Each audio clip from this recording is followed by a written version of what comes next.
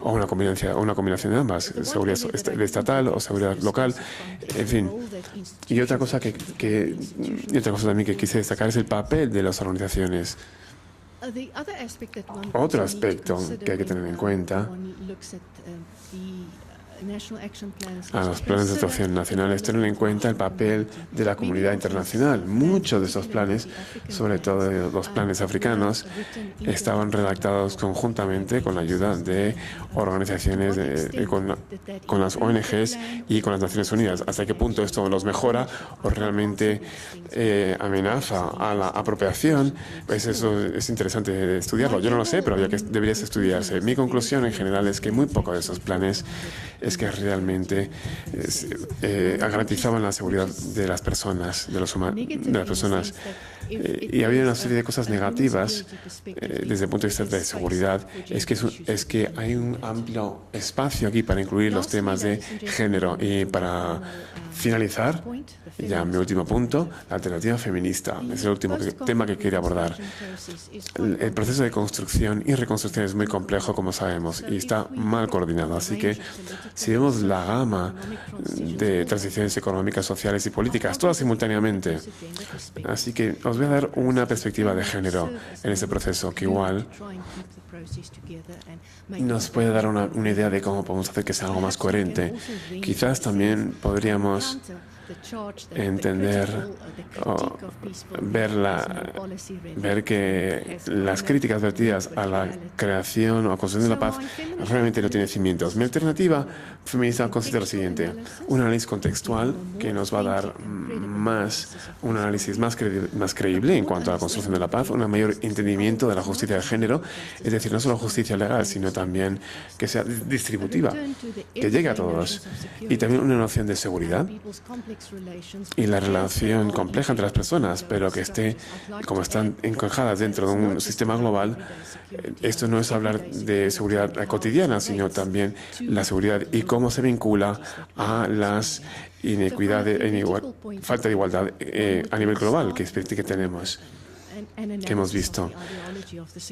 Un análisis también de las ideologías y del discurso de las ideologías, y después estudiaremos las manifestaciones y qué supone para la inseguridad para los hombres y para las mujeres, resistencias también, las mujeres en cuanto a la inseguridad, y luego podríamos en una síntesis al vincular lo local con lo global. Pero todo es teórico, por supuesto. Ha de ser una teoría práctica que actúe.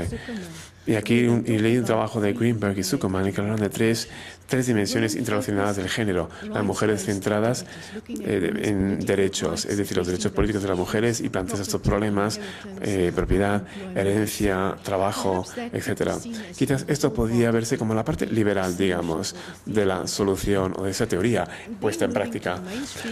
Luego, en lo que se refiere a nivel político, de corriente principal, en mi punto de vista, hay elementos más críticos también, en los que se exploran la relación de los poderes, se hace una asignación de recursos, y el último nivel, y veo que esto no es que no son secuenciales, por cierto, sino los tengo puestos en este orden por el orden en lo que se estudian. Y también transformar las relaciones entre los géneros. Es una combinación de lo radical, pero también de los elementos liberales. Y me hace pensar por qué, si no podríamos encontrar dentro de este proceso de construcción de paz un lugar donde la crítica y los componentes liberales y lo radical y lo liberal también puedan coexistir para que se beneficien todos. Y por eso creo que este objetivo, esta forma de ver el género, si se aplica correctamente, nos permite avanzar en ese sentido. Permite a que avance el discurso del género para comprender lo que es el local, para comprender lo que es la falta de igualdad del género, y, por supuesto, también a nivel de las organizaciones de mujeres. Cuando las mujeres se incorporan al gobierno es por cooptación. Y hasta qué punto esto es decir, es una batalla entre las estrategias de inclusión frente a la estrategia de emancipación, que las mujeres ayuden también al feminismo, apoye a la construcción. de la paz. Con la alternativa feminista de justicia de género, su crítica al patriarquismo puede ayudarnos a entender las raíces y creo que pueda ayudar también al discurso para la construcción de la paz. Y ya mi última diapositiva y última palabra. Quisiera decir también, si vemos en África el sistema, como es, vemos que es un sistema, un instrumento que no funciona. Hace 10, 15 años nadie se hubiera planteado que podríamos ver líderes africanos dando un poco de su soberanidad, cediendo su soberanidad. Así que es un proceso lento, pero incremental. Y creo que igual podemos pensar que, bueno, ¿es mejor el mundo hoy con el proceso de construcción de paz o peor? ¿Es mejor el mundo hoy con un planteamiento de liberación de género? No sé si es así, pero sí es necesario tener cierta crítica y visión crítica para intentar desvelar esos campos y zonas en donde hay violencia, donde hay trampas que están a la espera para que se pongan en práctica. Muchísimas gracias. Gracias, Heidi. Bueno, pues ahora tenéis la palabra vosotros y vosotras. ¿Alguna pregunta? Tenemos más o menos 10 minutos para el debate.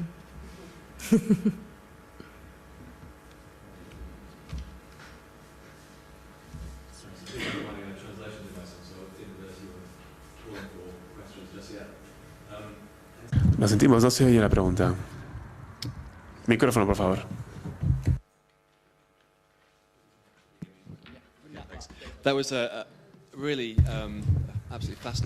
Bueno, he de decir que ha sido una presentación muy interesante, muy interesante. Estoy de acuerdo en que hay que tener una colaboración para que tengamos esos derechos socioeconómicos, distintas perspectivas, mayoría de feminismo, etcétera, etcétera. Pero suena casi como si tu discurso fuera bastante prescriptivo, es decir, cosas que tenemos que hacer, cosas que podía otorgar más poder. Y entiendo por qué lo haces, evidentemente, lo haces porque es un posicionamiento que no podemos evadir nosotros mismos como estudiosos. Pero no sé si hay ejemplos. ¿Tienes algunos ejemplos dentro de tu experiencia de ese tipo de cosas dentro del continente africano, ya contextualizado a nivel local, agencias feministas, organizaciones feministas a nivel local que participan a nivel nacional con lo que es la construcción de la paz o otras instituciones de carácter nacional, un contexto local, y que realmente incidan y tengan una transformación radical, apoyen, sin que no hayan adquirido ese empoderamiento, ese carácter de poder que dice usted. Si nos podría dar algunos ejemplos. Y otros puntos también que quería destacar son la política y cómo tenemos que incorporarlos de forma informal a ese terreno, de lo informal a lo formal. Y no sé si esto sería abrir la puerta a una especie de receta o prescripción en el cual es el papel de las mujeres en la construcción de la paz. Quizás sería mejor ver un espacio para un nivel de política informal, para que sea un sistema de rendición de cuentas y no que sean las instituciones políticas formales, porque ya lo dijo usted, muchas instituciones, los donantes, los mecanismos y los marcos han sido todos desarrollados a través del sistema patriarcal. Y creo que eso es un problema muy grande, que de hecho lo hemos empezado a plantear en nuestras propias instituciones en Occidente. Y luego está la agencia en sí. Agencias que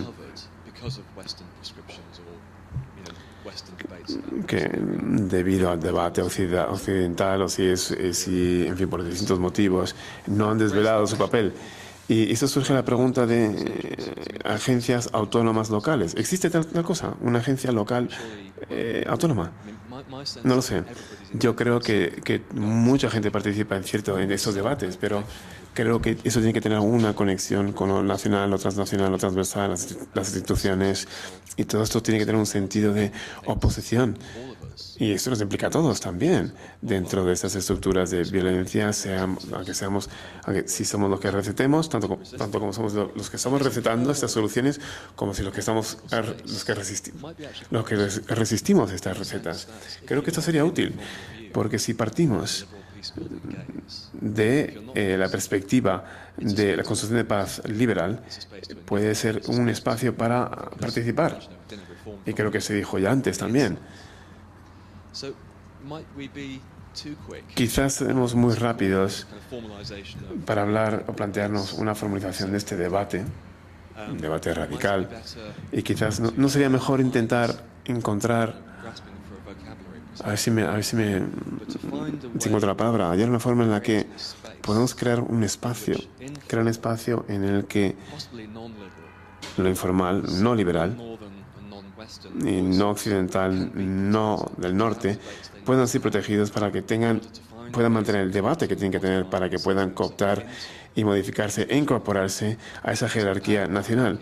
Porque el poder de la jerarquía está que si los incorporamos directamente, igual se ven sobrecogidos. Y por eso preguntaba si hay esas capacidades, si estos movimientos femeninos tienen esa capacidad dentro del continente para que existan de manera que puedan incidir. Y aquí se me ocurre como ejemplo que me contaron de Burundi, una organización en cuanto a alertas internacionales en las que las personas la verdad que había una innovación en cuanto a ocultarse del poder, pero también intentar modificarlo y mantener un equilibrio en no ser formal, no ser político y no ser presente, pero ser participativo y muy activo. Y no solo para que se beneficien las mujeres, sino también toda la población realmente. Y me pregunto si hay modelos.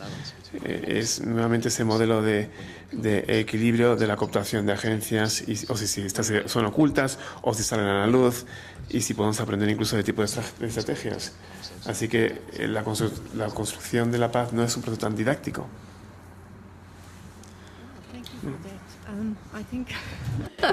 Gracias por eso. Mi respuesta no va a ser una receta, no va a ser prescriptiva, os lo prometo. Sí, prescriptivo en el sentido de que procedo de una perspectiva concreta, no oculto mis preferencias políticas en cuanto al trasfondo feminista que tengo, y creo que debemos llamar al pan pan y al vino vino, pero creo que se puede construir como la presentación de una alternativa. La alternativa que se me ocurre no consiste en quitar lo existente y sustituirlo con una alternativa feminista totalmente nueva, o una alternativa nueva totalmente feminista, sino una especie de mezcla de las dos cosas, porque yo también en el fondo soy muy realista, aunque no lo parezca, y podemos conseguir solamente hasta un límite, hasta cierto punto. El problema es que muy a menudo olvidamos cuáles son las consecuencias políticas de lo que creemos que es correcto, y a menudo genuinamente creemos que es lo correcto desde el punto de vista normativo, pero algunas veces pues no lo es. Y a pesar de nuestras suposiciones, tanto si lo que se está atacando es el marco liberal de construcción de la paz o cualquier otro, el beneficio que aporta un planteamiento feminista es que aborda el tema del poder, de las relaciones, y ese tipo de valor que aporta puede reforzar cualquier tipo y mejorar cualquier tipo o potenciar cualquier tipo de discurso, pero como ya he dicho, no